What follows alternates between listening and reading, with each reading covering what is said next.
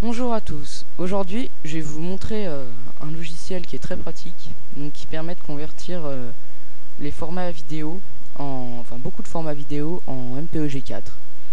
Donc ce logiciel est très pratique parce qu'il est gratuit, alors que la plupart des logiciels sont payants.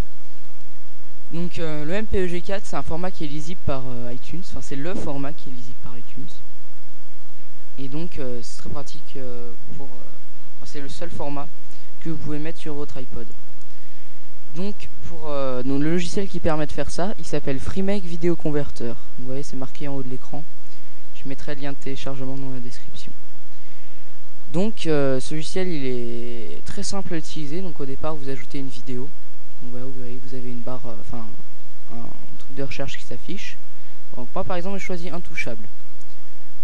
Donc vous pouvez le mettre en beaucoup de formats. Donc moi en l'occurrence, j'ai choisi en Apple, mais après vous pouvez le mettre en AVI, en MP4. Vous pouvez prendre seulement la bande son en MP3. Donc, voilà. Donc moi je vais vous montrer pour l'Apple. Donc moi j'ai un iPod Touch 4ème génération, mais vous pouvez le convertir en ce que vous voulez. Donc iPad 3, iPad 1 et 2, etc. Voilà, donc moi je choisis l'iPod Touch. Donc après ici vous choisissez le fichier de destination. Vous voyez là, voilà.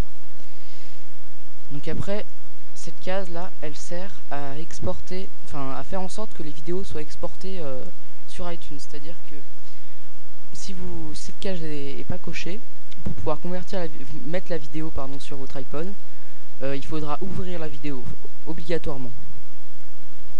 Alors que en cochant cette case, la vidéo, ça fera comme si vous l'aviez déjà ouverte sur iTunes. Donc elle y sera. Après, c'est vraiment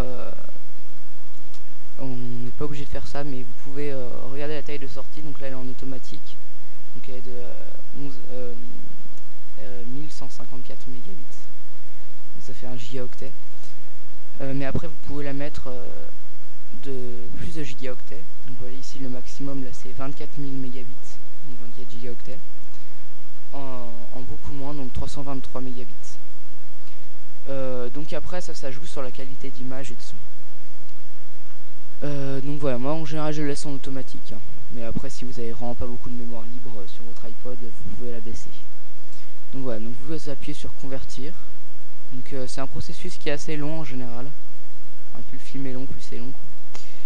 Donc moi je vais mettre annuler parce que je l'ai déjà converti ce film.